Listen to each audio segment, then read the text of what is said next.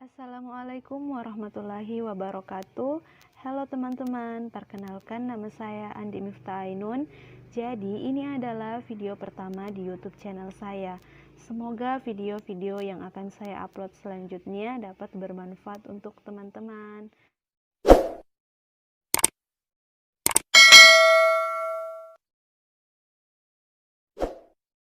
Jadi, sebelum kita beralih untuk mengerjakan soal pada pola barisan dan deret, ada dua trik yang ingin saya berikan kepada teman-teman. Trik yang pertama itu adalah polanya naik atau turun secara terus-menerus, sehingga kita bisa menggunakan operasi dasar pada bilangan, di mana kita bisa menggunakan operasi penjumlahan, pengurangan, perkalian, ataupun pembagian.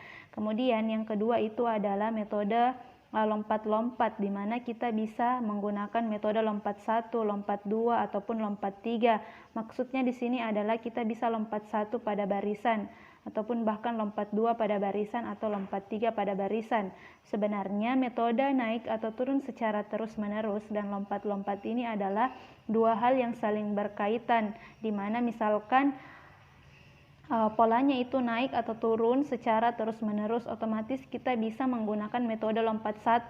Akan tetapi jika polanya itu tidak turun atau naik secara terus-menerus, melainkan beracak, maka kita bisa menggunakan metode lompat 2 ataupun lompat 3 sesuai dengan barisan yang diberikan pada soal.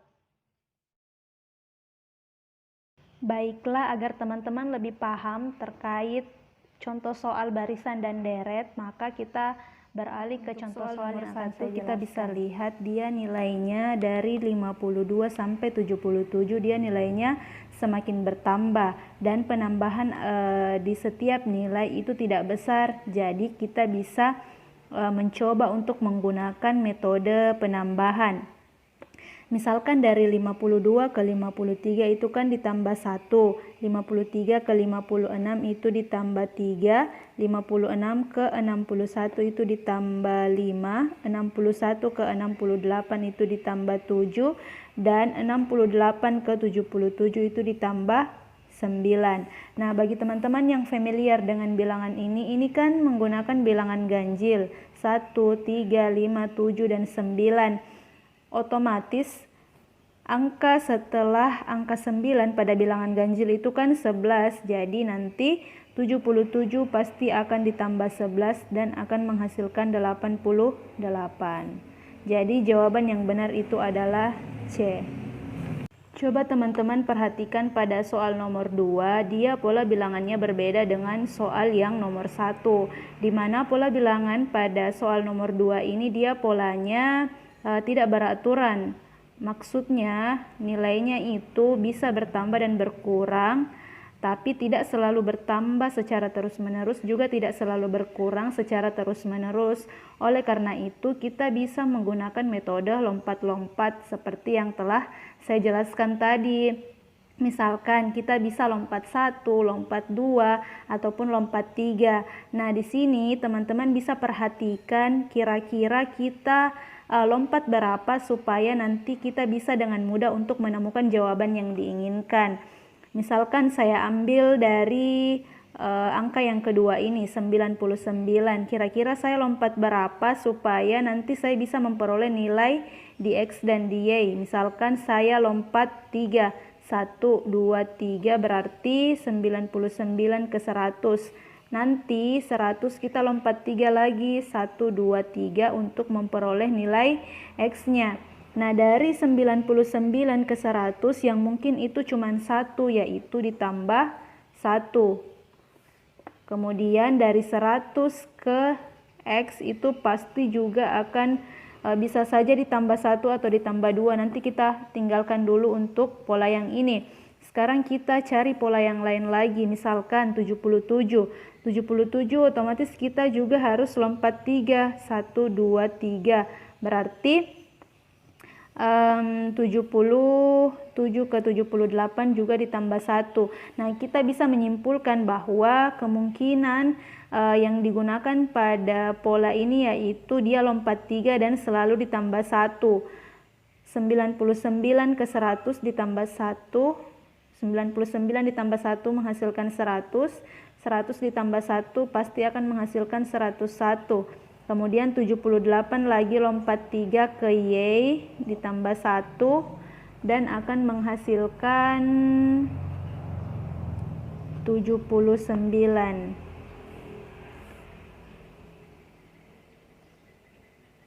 Jadi jawaban yang benar itu adalah yang E, 101 dan 79. Nah, sekarang untuk soal nomor 3 yang ditanyakan itu berapakah bilangan pertama dan kedua pada barisan yang diberikan. Nah, kalau saya biasanya mengerjakannya dari belakang. Saya lihat polanya dari 11 ke 41 itu dia nilainya selalu bertambah.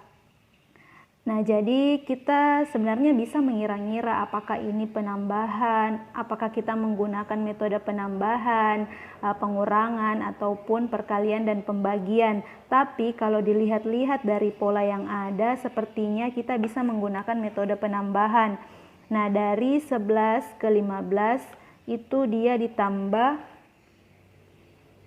4. Kemudian dari 15 ke 20 itu ditambah 5.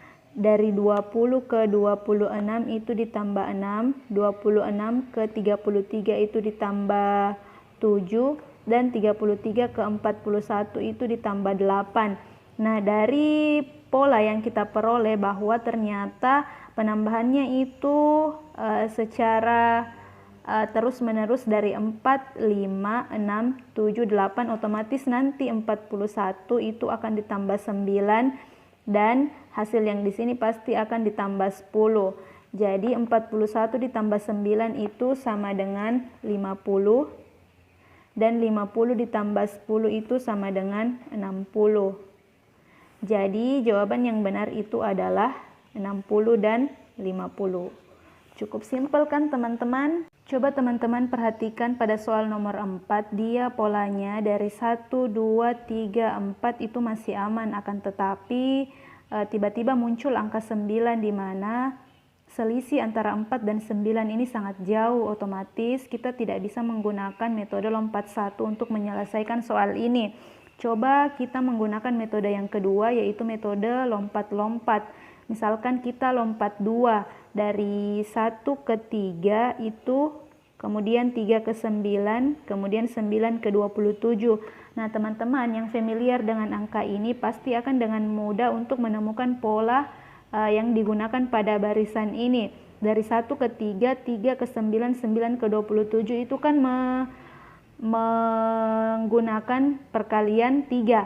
1 dikali 3, kemudian 3 dikali 3 menghasilkan 9, kemudian 9 dikali 3 akan menghasilkan 27. Otomatis nanti 27 pasti akan dikali 3 menghasilkan 81.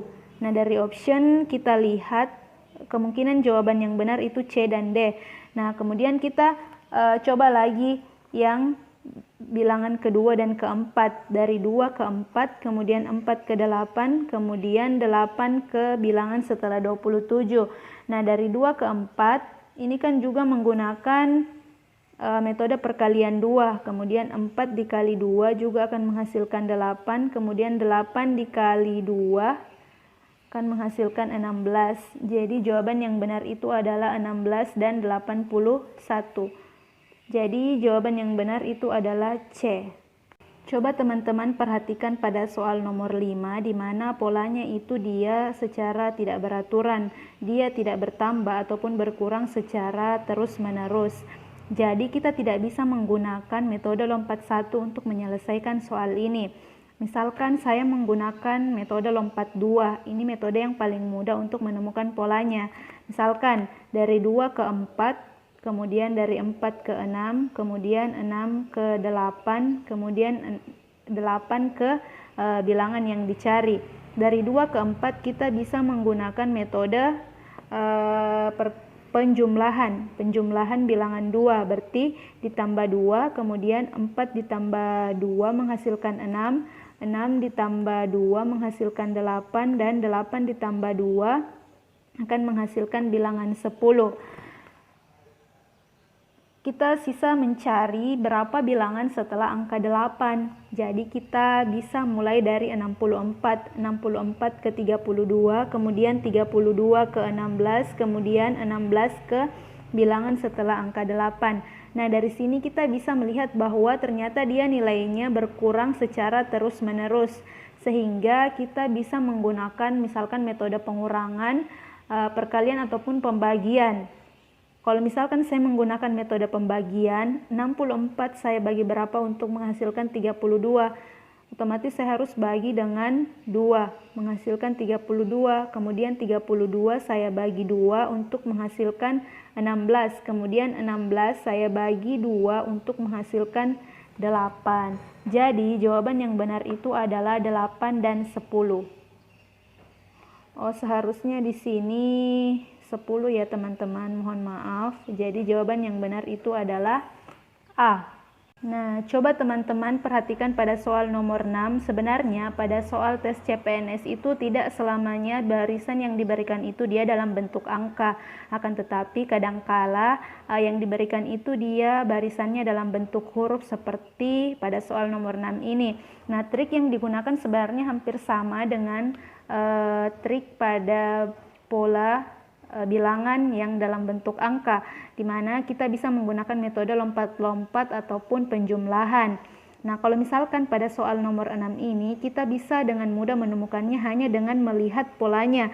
Kita lihat bilangan B, C, D, kemudian E, F, G, otomatis pasti selanjutnya setelah angka A ini adalah B, C, D, E, F, G, dan H. Cukup mudah untuk melihat sebenarnya pola pada barisan dalam bentuk huruf. Nah, dari option yang diberikan ini ternyata option yang hanya bisa memenuhi itu adalah option C. Jadi jawaban yang benar itu adalah C. Nah, itulah tadi penjelasan terkait materi barisan dan deret yang telah saya jelaskan. Untuk memperdalam materi yang telah teman-teman pelajari, teman-teman bisa mengerjakan soal yang telah saya buat pada Google Form, yang linknya dapat teman-teman akses pada deskripsi video ini. Semoga teman-teman bisa menyelesaikannya dengan baik. Sekian dan terima kasih. Wassalamualaikum warahmatullahi wabarakatuh.